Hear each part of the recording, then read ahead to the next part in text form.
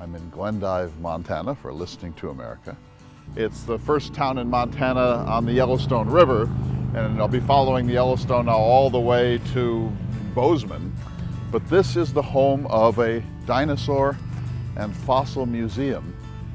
The concept here is that the Earth was created in 4004 BCE, which means that everything that's ever happened, the Grand Canyon, Mount Everest, happened during that time.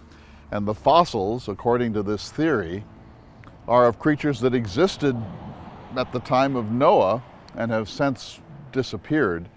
But 40% of the American people have very serious doubts about the theory of evolution. And so this is a huge fight, and it's easy to sort of make fun of places like this because it seems to the scientific mind just patently absurd. So now most scientists believe that the Earth is 4.6 billion years old. That's not what they believe.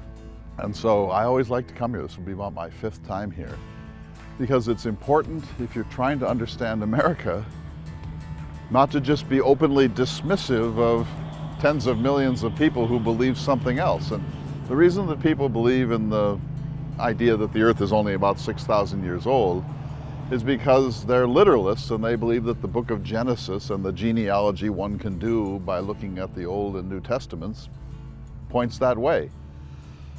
That hardly matters because we are what we are. And so, of course, I wish that everyone believed in the theory of evolution, but it's not a part of the culture wars that I think we need to get uptight about.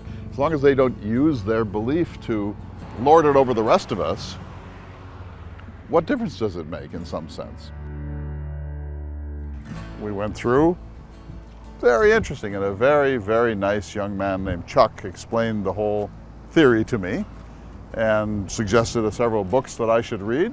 And then, since everyone is like hounding me about Charlie, no dog, why don't you have a dog? I'm taking my Triceratops. So this will now be Charlie, and I think he's going to fit on my dash, and I don't think anyone's going to want to mess with me now. You have to say, whether you think this is irrational and insane or not, and even if you go in as a complete skeptic, there are treasures there, including an actual folio copy of the King James Bible from 1611. That alone is worth a trip across the Great Plains, just to see in a glass case a first edition of the 1611 King James Bible, the most influential book ever written in the English language. So even if you are a scoffer, or even if you're a disbeliever, or an atheist, or a skeptic, this is still worth going through just to see, A, all the great things they have. They do serious digs and they have a serious paleontological crew. And B, 30 or 40 or 50 million people see the world this way. So it's important that we see how they see and not just sneer from the outside. So, listening to America, everything matters.